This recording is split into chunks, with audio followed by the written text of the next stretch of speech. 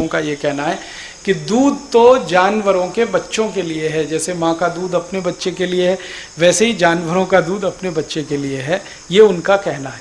मैंने इसमें थोड़ा काम किया, थोड़ा जानने की कोशिश की कि हमारे देश में गाय होती है, बैल होती है, भैंस होती है, तो हमारे देश में ऐसी भी गाय हैं जो 60 लीटर 70 लीटर 80 लीटर दूध देती हैं। थरपारकर, साहिवाल, कांकरेज, अमृत महल, राठी कुछ ज़्यादा दूध देने वाली गाय हैं। अब बछड़े का दूध जो होता है, जो वो रोज पी सकता है, वो उसके वजन का 1/10वां हिस्सा होता है। ये विज्ञान का नियम बता रहा हूँ आपको। कोई भी बछड़ा या बछड़ी, उसका जो कुल वजन है उसका 1/10 हिस्सा ही वो दूध पी सकता है। मान लो बछड़े का वजन है 10 किलो, कल्पना करो, जब वो पैदा होता है 15 किलो, कल्पना करो, तो वो एक दिन में 1.5 लीटर ही दूध पी सकता है।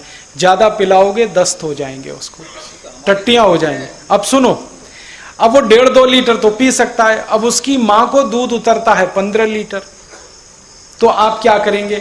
आप ये करेंगे, या तो बछड़े को ज़्यादा पिलाएंगे तो वो बीमार होकर मर जाएगा, या बछड़े को दूध 1.5-2 लीटर ही पिलाएंगे, बाकी दूध माँ को उसके थनों में ही छोड़ देंगे तो माँ मर जाएगी। क्योंकि दूध जो है ना वो प्रोटीन है, और जब वो सूखेगा तो वही ट्यूमर में कन्वर्ट होगा और कैंसर होगा और वो गाय मर जाएगी। आपको मालूम है, जिस गाय का दूध नहीं निकाल पाते उसको इतनी वेदना होती है, इतनी पीड़ा होती है, चिल्लाना शुरू कर देती है वो। कई बार क्या होता है ना, माँ जैसे वैसे ही गाय, कोई माँ है ना, जन्म देते ही उसका बच्चा मर गया, तो अंदाजा लगा लो उस माँ को कितनी तकलीफ होती है, उसका दूध नहीं निकलता। वैसे ही गाय का बच्चा मर गया, अब दूध तो बच्चे के लिए है, वो तो मर गया, आप तो निकालोगे नहीं, क्योंकि आप नैतिक मानते हो, अनैतिक मानते हो, तो मर जाएगी। इसलिए हमारे शास्त्रों में कहा गया कि बछड़े और बछिया के लिए वजन के अनुपात के हिसाब से दूध छोड़िए। तो हमारे किसान अक्सर ये करते रहे कि 1 थन का दूध बछड़े और बछड़ी के लिए, 3 थन का दूध अपने लिए। तो ये बैलेंस की व्यवस्था है, पूरा दूध निकलता भी रहे, माँ भी जिंदा रहे, बछड़े भी जिंदा रहे, बछिया भी जिंदा रहे। अब क्या हुआ, इस देश में कुछ लोगों ने कहना शुरू किया दूध बच्चे का अधिकार है, आप पी रहे हो तो आप अनैतिकता कर रहे हैं। तो अब फैल गया, दूध पीना बंद कर दो। क्या पियोगे?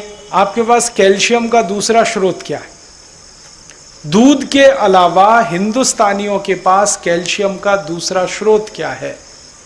दूध है, दही है, मक्खन है, मट्ठा है, घी है, ये कैल्शियम का सबसे बड़ा भंडार है। इसके अलावा है क्या आपके पास? दालों में प्रोटीन है, गेहूं में, चावल में कार्बोहाइड्रेट्स, वसा और दूसरी चीजें हैं। कैल्शियम नहीं मिलेगा, हड्डी बनेगी नहीं, हड्डी बनेगी नहीं, शरीर चलेगा नहीं। कैल्शियम का एक ही भंडार है, दूध और दूध की बनी हुई चीज़ें। इसलिए भारतीय भोजन व्यवस्था में दूध सबसे महत्वपूर्ण स्थान पर है, और बच्चों के लिए तो सबसे बड़ा भोजन यही है, क्योंकि बढ़ते हुए बच्चे को कैल्शियम सबसे ज़्यादा चाहिए। अमेरिका और यूरोप में दूध की ज़रूरत नहीं है। क्यों? क्योंकि उनके कैल्शियम की पूर्ति के लिए उनके पास दूसरी कई चीज़ें हैं। वो बीफ ईटर है, मांस खाते हैं, गाय का मांस खाते हैं। गाय के दूध में कैल्शियम है, गाय के शरीर में कैल्शियम है, उसके मांस में बहुत कैल्शियम है, तो गाय का मांस खा के कैल्शियम की पूर्ति कर लेते हैं।